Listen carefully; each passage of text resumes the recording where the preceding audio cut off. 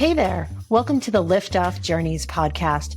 Liftoff Journeys is a part of Liftoff Enterprises. We also produce the TV show Liftoff with Jeanniey Walden, so tune in and check that out. But for now, get ready for Liftoff Journeys. Not sure what it is? Liftoff Journeys is an authentic, inspirational, and relatable discussion coming to you every single week with inspirational business leaders gaining insight into what makes them who they are and how they got there. We really follow their journey. Look, when I was in college, I learned that people change their careers 3 times in their lifetime, and that blew me away. Come to find out, I've changed careers at least 7 times, and I don't think I'm done yet. So tune in and get started on your pathway and your journey to success. Lift off as you listen to other people's stories. Get inspired with the choices they made, the reasons why they made it, and the decisions that led them to where they are today. I really hope you enjoy this podcast. And if you have any suggestions, please send them my way. Let's get started. Welcome back to Liftoff Business. I'm Jeanniey Walden, your host, and today I am so excited to have Karen Thomas on with us. Karen Thomas is the founder and CEO of a company called NaturallyRecoveringAutism. Now, before you ask me, Karen actually created this company out of a need that she found with her son. After 15 years of research, she brought her own son to recovery from his symptoms of autism through all natural resources, which I just think is fabulous. Once her son recovered, she knew she had to share her experiences with all of us and everybody else out there and tie that in with her years of research so that other parents can help untangle the whirlwind of information and offer safe, effective, natural resources for autism recovery. For 3 decades, Karen, that sounds like a long time. And I just think it was probably last week because you look so amazing. But for 3 decades, Karen has been board certified. She's been board certified as an instructor of craniosacral therapy. Her holistic background and study of the human brain has proved essential when her own son was diagnosed with autism in 2006. It is because of Karen's personal research that she was driven to find an all-natural approach to recover her own son from these symptoms. And now, like I said, she's going to be talking with us today about how her journey and business experience led her to the point where she could find a solution not only for her son, but for anybody who is impacted with the effects of autism at any part of the spectrum. And she's got so many great resources to share with us. So Karen, welcome to Liftoff Business. Hi, Jeannie. Thank you so much for having me. I'm really happy to be here. I do have a lot to share with people, so it's nice to be able to, have more avenues for more people who are in need to know that these solutions exist. Yeah, absolutely. Well, I can only imagine that you've become, one of the most trusted resources for any parent of a child that is on the autism spectrum. I know that an association we both belong to, the IAOTP, or International Association of Top Professionals, has named you Top Autism Specialist of the Decade. I mean, that must feel great to know you're helping so many people. Yeah, absolutely it does. And it helps with the credibility as well, because there are a lot of people out there who are just putting this and that out, even people who are practitioners and supposed to be experts that really don't know what they're doing. And I can share my story, but that's kind of how I came to find the solutions for myself. So it's nice for people to know that the track record that I have from sharing the solutions that I offer with other parents, that they've had such success with it as well. Yeah, it must be so exciting to wake up every day and know that you're helping so many people. But let's go back a little bit to where you started your career. When you were younger, what did you want to be when you grew up? It's funny, when I was a pretty young child, my parents were water skiers and athletic, and, we'd go out and everybody's shoulders would, they'd have me massage their shoulders because I had really strong hands, and they're like, oh, Karen, you should be a physical therapist. So this was kind of put into my head from a very early age. And I was always kind of just naturally interested in health. And I didn't grow up with a lot of holistic health knowledge at all. That came later in my life. So I originally was going for physical therapy in college, and then I ended up working as a back office assistant for an applied kinesiology chiropractor. And then she taught me all about holistic health. And then she said, Karen, why don't you become a massage therapist, get your license, and then I can start billing through you and we can, have you be, we need an on-site massage therapist. So I went to massage school, got licensed for that. And after seeing, clients for, even the first couple of years, I thought, boy, I see so much of this is emotionally based. And, the physical issues that people were dealing with. And I thought I know there's a deeper way to reach the system. And so I was really just kind of putting that energy out there, like, bring me something that helps me help people even more so. Like, that's what I've always like, what else can I do? And that's when I just randomly got something in the mail about this instructor who's very world well known now. It was even then, who was teaching a beginning craniosacral class. And so I went to that, and it was like everything I'd been looking for. And I continued on with him, the Milne Institute with Hugh Milne for years as a student, helping assist classes. Of course, went through his whole certification program, which is quite rigorous. But through all of that, I learned so much more about holistic health and the brain, how the brain could heal. And I loved the work, and I practiced craniosacral work for, like it says now, about 30 years. And so it did prove to be very helpful, just having the knowledge of holistic health, nutrition and detoxification and all these other things that are going on that people aren't really aware of. I had a lot of knowledge of it when my son was diagnosed with autism, but I didn't know that much about autism specifically. So that's when my own research began, and that now was 17 years ago. Well, it's great. It's so interesting that your path started with an interest in health and just helping people, and you've been able to translate that over the years into what it's become today. And so when you started researching autism, were there a lot of resources out there? Back in 2006, Facebook was, just starting, there were probably Yahoo groups. Did you find yourself reaching out to other parents that were affected? How did you really start to gain more information about autism?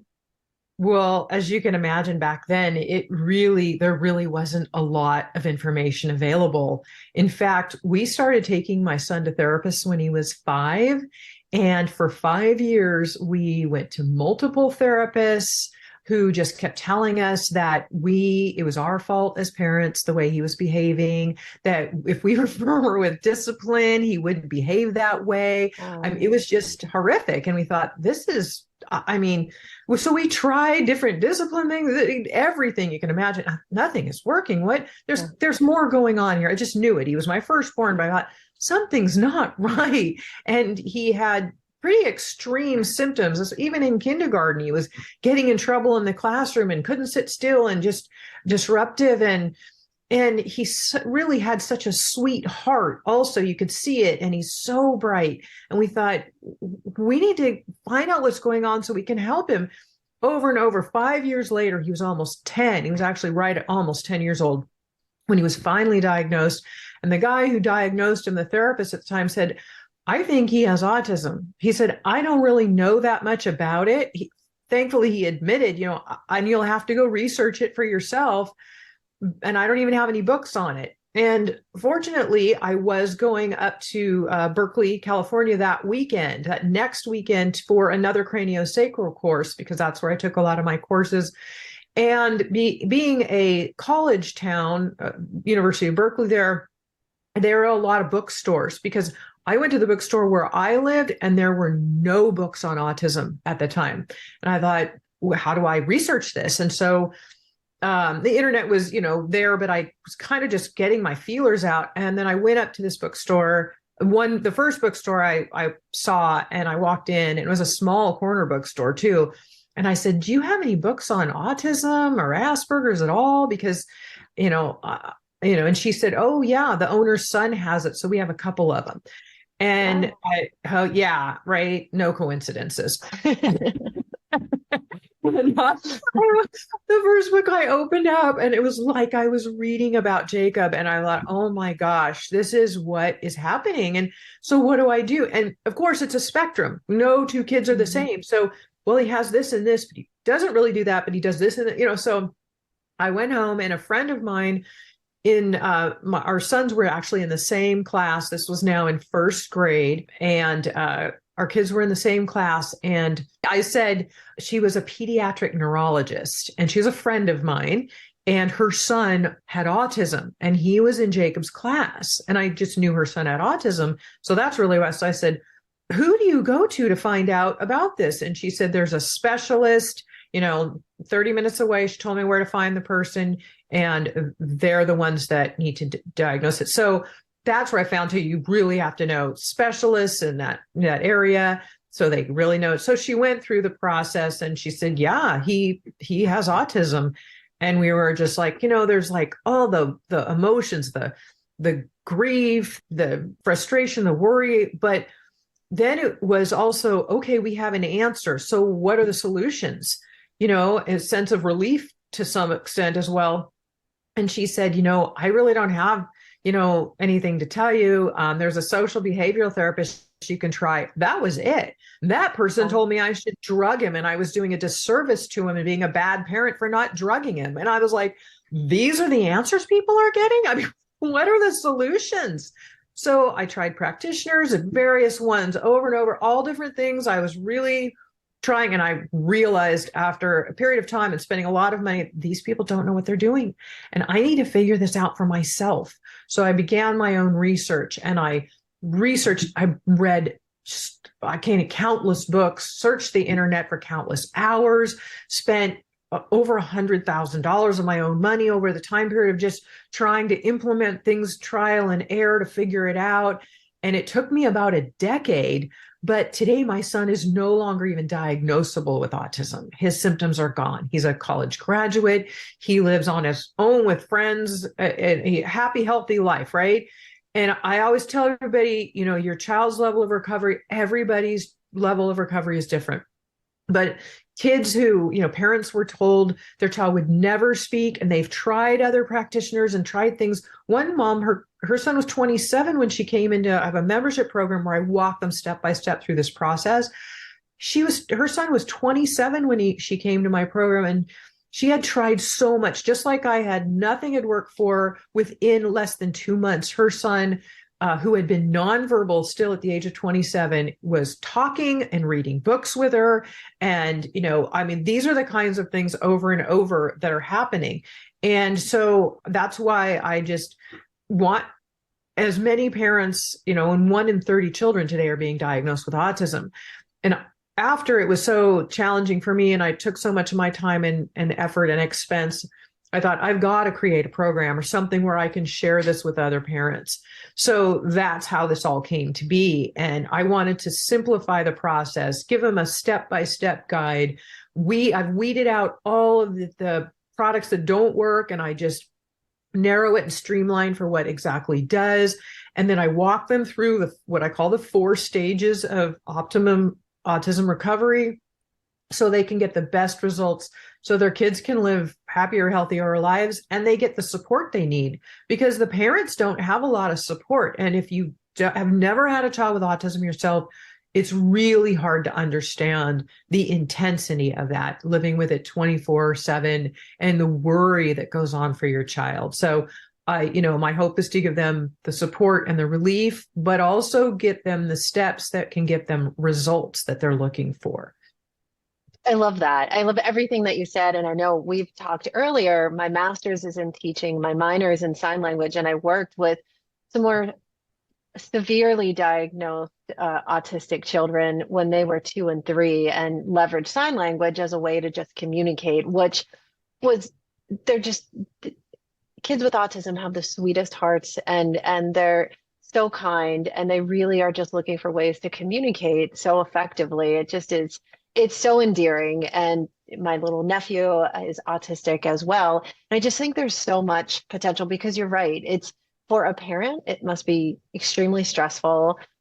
One of my children who's adopted from Russia has ADD pretty severely. I mean, she's also grown out of it as she's gotten into college, but it's a lot to handle. So based on your perspective, what do you think the biggest misconception or misunderstanding about autism is that's out there right now?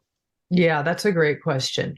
And the answer that, because I'm asked this all the time, the answer is that parents learn about diet or gluten-free, casein-free diet, and they hopefully do that because it does matter. It's very important, but there's so much more to the diet aspect than that. And the whole gut healing and supporting detoxification, and then moving on to the other stages, which we could talk about as well. But they think that the biggest problem is that parents think that diet alone is all there is, and they don't know what else to do. And there's quite a bit more involved. And so you've written a book, Mhm. Naturally Recovering Autism, a complete step-by-step resource handbook for parents. And I know it's been very helpful for the parents that have read it. I've spent some time on your website. I've looked at the testimonials, and like I Mhm. said, it's huge kudos to you for everything that you're doing. But is this a book that you would recommend also to family members of people whose sister or cousin might have a child with autism or might have autism themselves? Is it also helpful for the supporting family community? Yeah, absolutely. I mean, my husband calls it a holistic health Bible, which is pretty much, it tells you everything you need to know about holistic health and detoxification and diet and everything else. But I think the more educated family members are, the more support they might offer because they start to recognize the underlying health issues that are going on that are actually the causes of the inflammation on the brain and why these behaviors exist. It's not something that the child is really in control of. Even in therapies and so, behavioral types of therapies, which I ended up having to pull my son out of because they weren't working. And he used to say, Mom, I want to, but I can't. Why can't I? And it was just heartbreaking to hear him say that. And his self-esteem was getting affected. And he's brilliant. I mean, these kids are so smart and they Yes. deserve to have their abilities be free so they can share their gifts with the world. And so that's where I think if people really understand what is going on, these underlying, again, causes is what we need to work with, not just mask the symptoms and understand what's going on for the child, they will have more empathy and understanding for the family members as well. And then I'm always saying, for people, especially who join into my membership program, I always say the whole family should go through this program together because we spread toxin, we spread co-infections and other pathogens around the household to each other. So if one person, like say, mom's working really hard with the child with autism and they're getting better, but then mom and dad or siblings have things that they're spreading back and forth, then it keeps those things going on in the household and makes it harder for everybody to get better. So it's important for the whole family to get healthy as well. And there are usually underlying causes going on for one or both of the parents and often even the children. We can pass toxins and co-infections and other things in utero. So, often, mom's body has had things that she's passed on. So, we want to help take care of everybody, especially the caretakers. They need to be around and be happy and healthy and be able to handle this challenging situation and live happy, healthy lives too. I love that. So I've spent some time on your website. You've mentioned a few times that you have a membership program. You also have a significant number of free resources that I think help educate and drive awareness for somebody who might be working with a child or know somebody's child that has autism somewhere on the spectrum. But let's talk about your membership program a little bit. How does it work? Do people join forever? You've got 4 modules. Is it an ongoing kind of support system and then turns into a community? Is it a lot of directed kind of direction and support? Let's hear about the program. It's all of the above. Support is very important. And I know questions come up along the way. So there's a forum inside where if a parent has a question, they can ask me anytime, 24/7. They can ask me a question and I get back to them within 24 hours in the forum. and we have them ask their questions there. So all of the other community members can read those questions and answers, because the wealth of information in there is so helpful for so many, because the questions are often the same, or somebody, if they don't have that question yet, they likely will in the future. So that way it helps them to learn.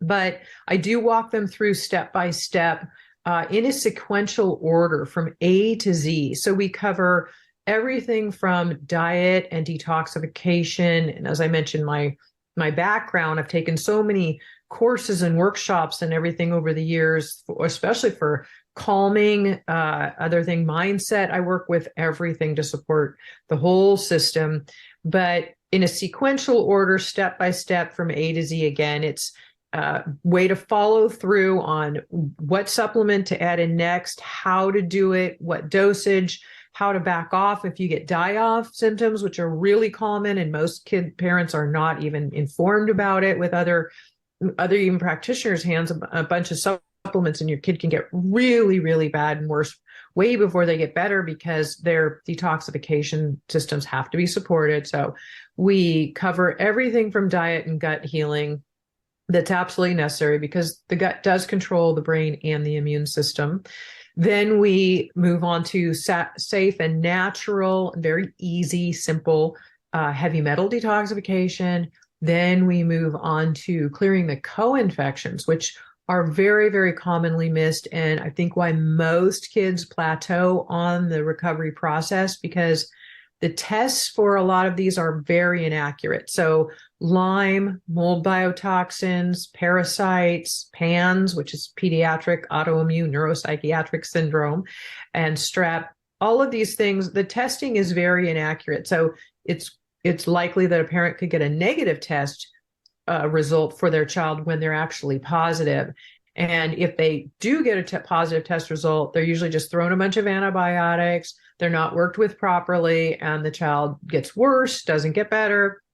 So that, and then once you've cleared out the inflammation on the brain and brought health back to the system and the body, and it's not trying to work, the brain isn't trying to work under all of those inflammations and infections, then you can get into brain support and repair, which is stage 4, where there are some natural ways to help balance the brain where it became imbalanced or miswired during development, while all of those toxins and pathogens and the infections and everything, the inflammation was in the way.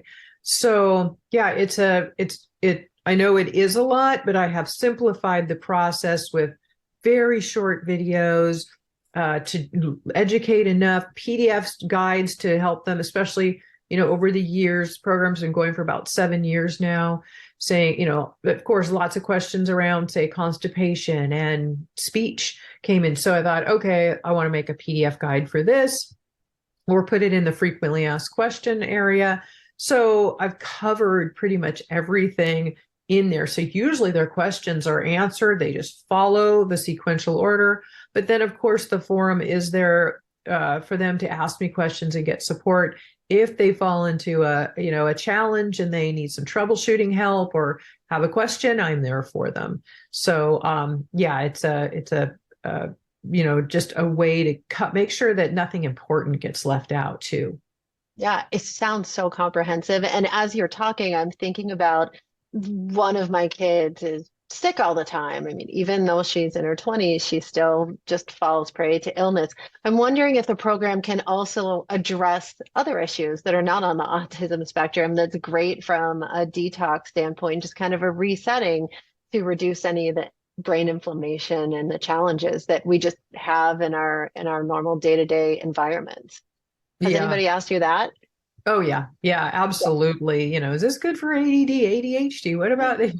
Yeah. So it definitely is. I mean, all of these things are there are underlying causes. So again, we don't want to just mask symptoms when something happens to us or our children. We want to find out what's the cause and what my program does specifically too is really that A to Z. You're covering everything that the biology needs to work and function at optimum.